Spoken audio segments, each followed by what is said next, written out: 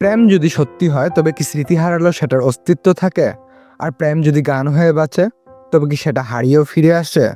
Friends, আজকের কাহিনী সেরকম এক ভালোবাসার গল্প।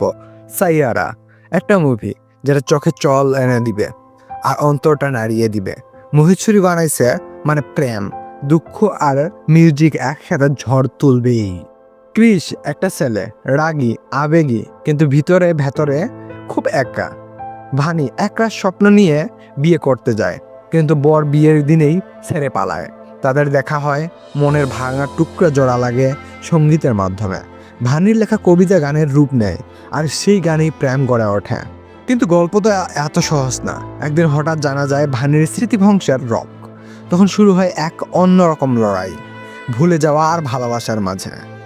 আহান পান্ডে আর অনিত পান্ডা ভাই দুজনেই নতুন, কিন্তু দেখে একটুও বোঝা যায় না তাদের কেমিস্ট্রি পুরা ন্যাচারাল।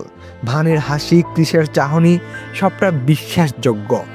মাঝে মাঝে মনে হয়েছিল সিনেমা না, বাস্তব জীবনের কোনো ঘটনা দেখছে। এই সিনেমার প্রাণ হচ্ছে গান সাইয়ারা। এই টাইটেল ট্রাকটা মাথায় গেঁথে যাবে, একবার শুনলেই বারবার গুনগুন করে যাবে। মিঠুন, তৌশিক কারা ছিল না বলো? আর ব্যাকগ্রাউন্ড স্কোর, ভানি যখন ধীরে ধীরে সব ভুলে যাচ্ছে আর ক্রিস গাচ্ছে, ওই মিউজিকটা কানে বাজবে, মনে বাজবে। হ্যাঁ ফ্রেন্ডস, কিছুটা পরিচিত bad boy, mid sweet girl type, আর শেষ দিকে একটু নাটকীয় লাগতে পারে, কিন্তু অভিনয়, আবেগ আর গান, এই তিনটা মিলে সব ভুলিয়ে দেয়। রিলিজের প্রথম দিনে 20 কোটি টাকার ব্যবসা, 5 দিনের মাথায় 130 কোটি, এখন পর্যন্ত 200 কোটির ধাক্কা। দুইটা নতুন মুখ নিয়েও যে এত বড় হিট হবে ভাবাই যায় না। ফ্রেন্ডস, সাইয়ারা সিনেমাটা এক অন্যরকম অনুভব। জীবন যেমন সত্যি তেমন প্রেম আছে, ভুলে যাওয়া আছে, কষ্ট আছে, আর সব শেষে একটা আশার আলো থাকে।